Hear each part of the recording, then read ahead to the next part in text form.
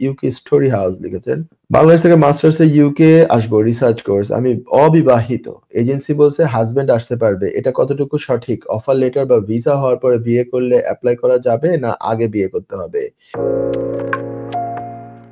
Research course যেগুলো research masters যেটা বাংলাদেশ থেকে মাস্টার্সে ইউকে আসবো রিসার্চ কোর্স, হ্যাঁ রিসার্চ মাস্টার্স যে সেখানে আপনি আপনার ডিপেন্ডেন্ট আসতে পারবে। সেখানে ২-৩ ধরনের কোর্সে ৩ ধরনের কোর্সে আমি বলব যে ডিপেন্ডেন্ট আনা যাবে। একটা হচ্ছে পিএইচডি, আরেকটা হচ্ছে ডিবিএ। ডিবিএ হচ্ছে ডক্টর অফ বিজনেস অ্যাডমিনিস্ট্রেশন। আর আরেকটা হচ্ছে রিসার্চ মাস্টার্স। একেক ইউনিভার্সিটিতে একেক রকম আরকি থাকে। কোন ইউনিভার্সিটিতে রিসার্চ মাস্টার্স আছে। রিসার্চ বেসড যে মাস্টার্স কোর্স সেইগুলোতে এগুলো হচ্ছে ইউকেতে আপনার জানার জন্য বলে দেই। ইউকেতে লেভেল আছে, হ্যাঁ? এই লেভেলগুলো একাডেমিক যে লেভেলগুলো ইংল্যান্ডের লেভেল হচ্ছে রিসার্চ মাস্টার্স কোর্স হচ্ছে লেভেল 8 আর শুধু মাস্টার্স কোর্স হচ্ছে লেভেল 7। ওকে? সো লেভেল 8 এর কোর্সগুলোতে আসা যায়। ডিবিএ, রিসার্চ মাস্টার্স, পিএইচডি এগুলো সব লেভেল 8 এর কোর্স। তো লেভেল 8 এর কোর্সে আপনি আসতে পারবেন ডিপেন্ডেন্ট সহ। হ্যাঁ, আপনার এই প্রশ্ন যে দ্বিতীয় অংশ এখানে আমি আপনাকে বলবো একটা টেকনিক্যাল ব্যাপার। কি হয়েছে?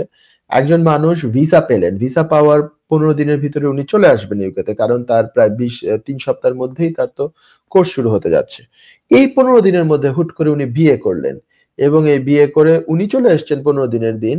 কিন্তু এই বিয়ে যাকে করেছেন উনি আবার পরবর্তীতে উনি চলে আসা কয়েকদিনের মধ্যে আবার ডিপেন্ডেন্ট ভিসা অ্যাপ্লিকেশন করেছেন। হোম অফিস এইগুলো অনেক সময় কিছুটা সন্দেহর চোখে দেখে। আমার অভিজ্ঞতায় বলছি। এরকম ঘটনা ঘটেছে আমাদের কমিউনিটিতে। আম ভিসা পেয়েছে। ভিসা পাওয়ার পরে ভিসা পাওয়া এবং ইউকেতে আসা এই যে অল্প কয়েকটা দিন তার এই সময়ের মধ্যে বিয়ে করেছে। হোম অফিস তখন এটা মনে করে যে এগুলা কি শাম ম্যারেজ কিনা, জেনুইন ম্যারেজ কিনা, নাকি এগুলা কোনো কন্ট্রাক্ট ম্যারেজ। আরেকটা মানুষকে এখানে মানে আ জাস্ট ঢুকানোর আওতায় ঢুকানোর জন্য কিংবা এটাকে বলা হয় কি হিউম্যান ট্রাফিকিং এইটার আওতায় এই কাজটা হলো কিনা। এই সন্দেহের বশবর্তী হয়ে এই ধরনের অ্যাপ্লিকেন্ট যারা তাদেরকে দেখা যায় যে অধিকাংশ ক্ষেত্রে পরবর্তীতে ডিপেন্ডেন্ট যে অ্যাপ্লিকেন্ট তাকে যেহেতু মেইন অ্যাপ্লিকেন্ট তো ভিসা পেয়ে চলে আসলো। ডিপেন্ডেন্ট পরে যখন এপ্লাই করেছে তাকে ইন্টারভিউ নেওয়া শুরু করেছে। এমনকি ২ জনকে ইন্টারভিউ নেয় একই সময়ে ফোনের মধ্যে। একজনকে নেয় ফেস টু ফেস আর এইখানে যে আছে তাকে ফোনে নেয় বা ভিডিও কলে নেয়।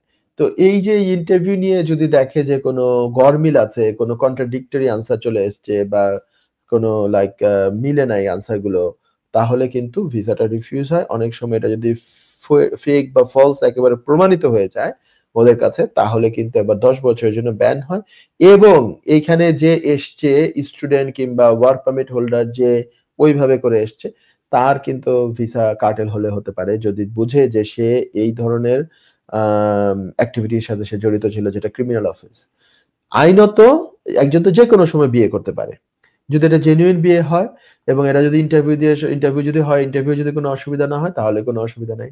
আর যদি মনে করেন যে না আমরা তো আসলে সত্যিই আমি বিবাহ করব এবং আমার সাথে আমি চাই পরবর্তীতে জয়েন হোক, তাহলে হোয়াই নট আপনি বিয়ে করেন, করে অ্যাপ্লিকেশন করেন, হোম অফিসের ইয়ের জন্য এপ্লাই করেন, ভিসার জন্য ২ জন এপ্লাই করেন, মেইন অ্যাপ্লিকেন্ট এবং ডিপেন্ডেন্ট।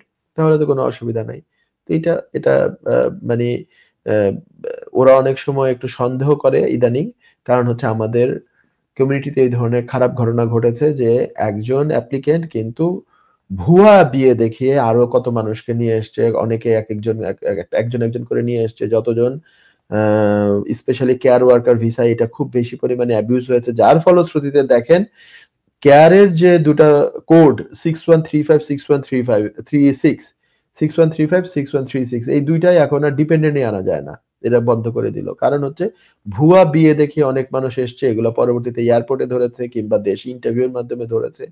তো এইজন্য এই ঘটনাগুলো ঘটেছে। তো এই জিনিসটা মাথায় রেখে জেনুইন বিয়ে আমি আপনাকে পয়েন্ট আউট করি নাই যিনি আ ইয়ে করেছেন। আমি আপনাকে বলছি না যে আপনি কোন ভুয়া বিয়ে করবেন। কিন্তু এই জিনিসটা কিন্তু ট্রিগার করে। তো আপনি যাতে ঠিকমতো আনসার আপনারা দিতে যেতে পারেন, তাহলে আপনি আগে পরে যখনই বিয়ে করেন, আনসার গুলো যদি ঠিকমতো দিতে পারেন, it should be fine ইনশাআল্লাহ। তো আশা করি প্রশ্নের উত্তর পেয়ে গেছেন। আচ্ছা যুক্তরাজ্যের ভিজিটর ভিসা নিয়ে দুশ্চিন্তা? আপনার আত্মীয় বা বন্ধুর ইউকে ভিজিটর ভিসা রিফিউজড হয়েছে? আপনি কি জানেন হোম অফিসের এই সিদ্ধান্তের বিরুদ্ধে জুডিশিয়াল রিভিউ করা যেতে পারে? উইলডেন লিগ্যাল সলিসিটার্স নিয়ে এলো ইউকে ভিজিটর ভিসা রিফিউজালের বিরুদ্ধে নো উইন নো ফি বেসিসে জুডিশিয়াল রিভিউ করার ব্যবস্থা। জি, ঠিকই শুনেছেন, নো উইন নো ফি। তার মানে আপনি আমাদের ফি শুধুমাত্র তখনই পে করবেন যখন আমরা আপনার জুডিশিয়াল রিভিউতে সফলতা এনে দিতে পারবো। আমাদের রয়েছে দীর্ঘদিনের অভিজ্ঞতা সম্পন্ন দক্ষ ইমিগ্রেশন সলিসিটার্স, যারা সর্বোচ্চ গুরুত্ব সহকারে আপনার জুডিশিয়াল রিভিউ পরিচালনা করবে। বিস্তারিত তথ্যের জন্য যোগাযোগ করুন 0207 423 9977। Wilden legal solicitors, your trusted law firm.